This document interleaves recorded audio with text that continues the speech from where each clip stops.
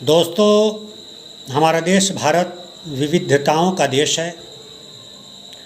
कहा जाता है कि अनेकता में एकता भारत की खूबसूरती है। Unity in diversity is beauty of nation. लेकिन हमारे देश में एक पार्टी है, भारतीय जनता पार्टी। भारतीय जनता पार्टी को जब भी ये नज़र आता है कि हमारा कुछ टीआरपी घट रहा है तो मुसलमानों पर वार करना शुरू कर देती है, मुसलमानों के धार्मिक आस्थाओं को ठेस पहुंचाना शुरू कर देती है, जिसके लिए उन्होंने कुछ ब्रांड पर्सन रखे हैं।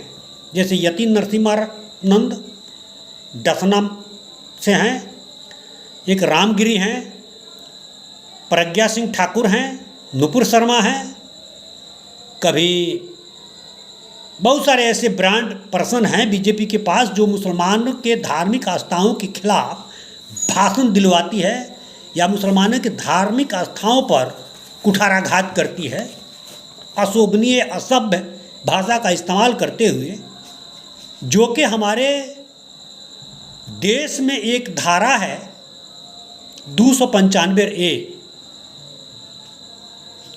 295A का उद्देश्य आईपीसी की धारा, भारतीय दंड संहिता की धारा 295A बनाने का उद्देश्य है किसी वर्ग या धर्म या धार्मिक विश्वास का अपमान करना या उसके धार्मिक आस्थाओं का ठेस पहुंचाना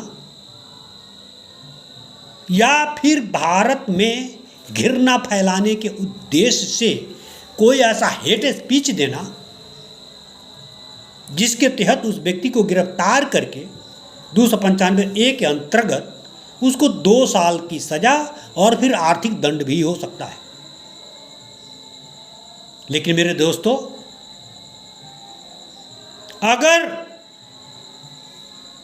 देखा जा रहा है कि कोई मुस्लिम वर्ग का व्यक्ति अगर कोई अपने मुंह से कुत्ता शब्द भी बोल देता है तो उसको UAPA के अंतर्गत गिरफ्तार कर दिया जाता है और उसकी फिर जमानत नहीं होती।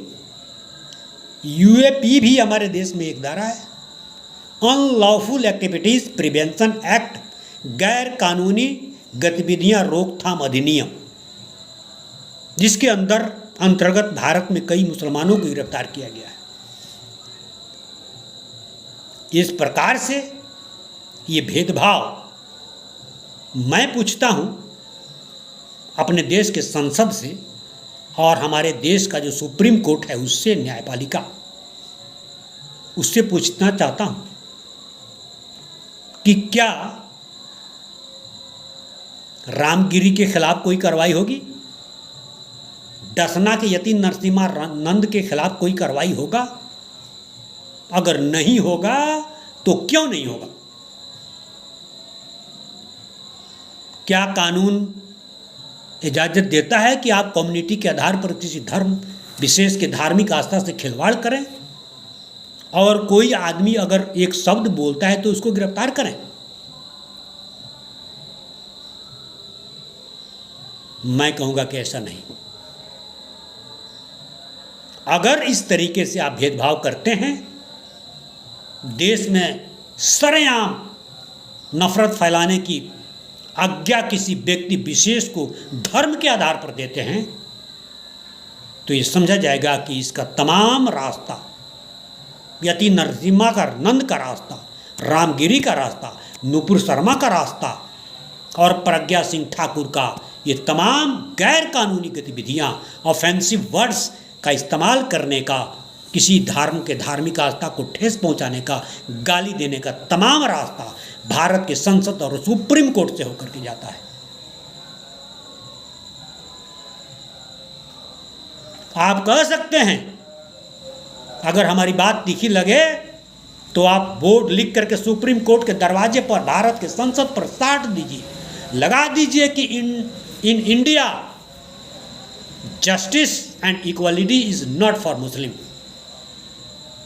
और नहीं तो आप ऐसे व्यक्तियों को इस धारा का अपमान और उल्लंघन करने के लिए, जो कि हमारे है देश में UAPA है, अनलॉफुल एक्टिविटीज़ प्रिवेंशन एक्ट के तहत उस व्यक्ति को गिरफ्तार कीजिए जो दूसरे धर्म के धार्मिक आस्था को ठेस पहुंचाता है, गाली देता है।